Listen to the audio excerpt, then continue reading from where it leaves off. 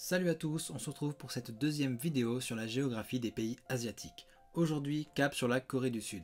La Corée du Sud, c'est un pays qui se trouve sur la péninsule de Corée, juste au sud de la Corée du Nord. Les deux pays sont séparés par une frontière de 238 km depuis la guerre de Corée, c'est la DMZ. La DMZ en gros c'est quoi?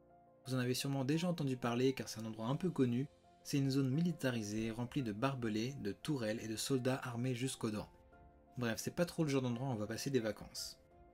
À l'est de la Corée du Sud, on trouve le Japon, un autre voisin avec qui les relations sont parfois tendues mais sont quand même un peu meilleures. On le voit par exemple avec la campagne Boycott Japan qui a eu lieu en Corée du Sud ou encore le conflit autour des îles d'Okdo. Le Japon revendique ces îles et les appelle les îles Takeshima. Bref, c'est pas toujours tout rose mais c'est quand même un peu mieux qu'avec la Corée du Nord. On se recentre sur la Corée du Sud et on va parler du relief et du climat. La Corée du Sud c'est avant tout un pays très montagneux. 70% du territoire est couvert de montagnes.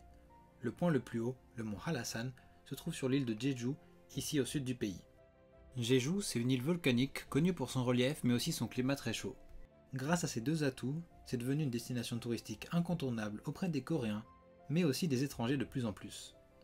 Au niveau du climat, en dehors de Jeju, le climat de la Corée est plutôt extrême. On a les hivers froids et secs, mais vraiment très froids, et les étés chauds et humides. Autrement dit, si vous allez en Corée, que ce soit en été ou en hiver, il vaut mieux venir préparer.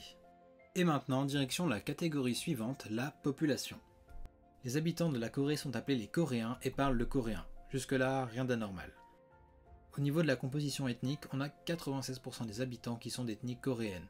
Dans les 4% restants, on trouve des Chinois, des Vietnamiens, des Thaïs et même des Américains, mais dont certains ont des origines coréennes. Et en tout, on compte 52 millions d'habitants, sur un pays d'environ 100 000 km². A titre de comparaison, c'est à peu près la taille du Portugal. La seule petite différence, c'est qu'en Corée du Sud on a 52 millions d'habitants et au Portugal environ 10 millions.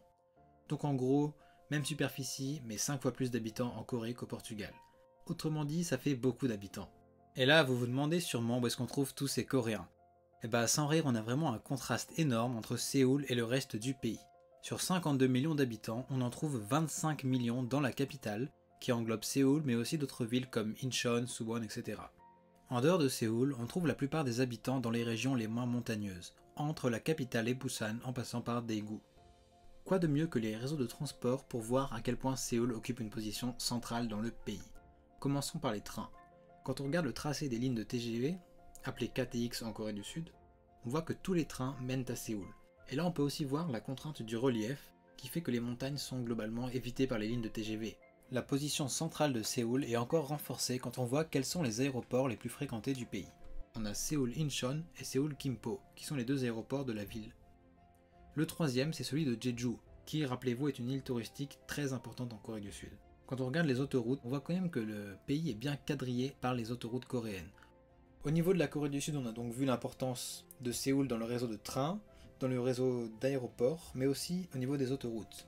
Et au niveau des ports, en Corée du Sud, on a le port de Busan. Pourquoi je vous en parle? Tout simplement parce que c'est le 6e plus gros port au niveau mondial en 2018. L'importance mondiale du port de Busan s'explique par l'économie coréenne. Donc sans transition, on va directement parler de l'économie de la Corée du Sud. Au niveau mondial, la Corée du Sud est le 12e plus gros PIB derrière la Russie et devant l'Espagne. Ce qui est intéressant, c'est surtout de voir l'évolution. Aujourd'hui, la Corée du Sud est 12e, mais en 1970, elle était 37e. Et en 1953, c'était un des pays les plus pauvres du monde. On a vraiment eu un développement économique effréné très rapide sur quelques décennies. Ce succès de la Corée du Sud est particulièrement lié au chaebol. Les chaebol, ce sont des grosses entreprises coréennes qui couvrent plusieurs secteurs de l'économie, par exemple l'agroalimentaire, la santé, le divertissement, les assurances, le BTP, bref, c'est des entreprises géantes qui font dans tous les secteurs. La plus connue et le plus gros, c'est Samsung, que vous connaissez sûrement. Samsung en gros représente 17% de l'économie sud-coréenne.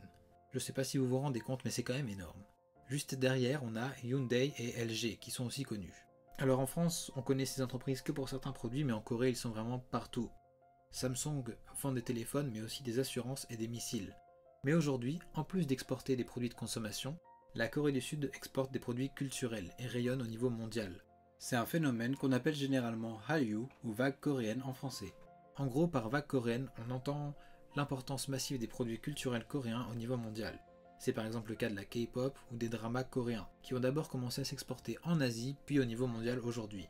Cet engouement autour de la Corée du Sud, autant pour les produits culturels que les produits de consommation, a aussi boosté le tourisme en Corée du Sud. On va directement aller à la conclusion de cette vidéo par un petit résumé.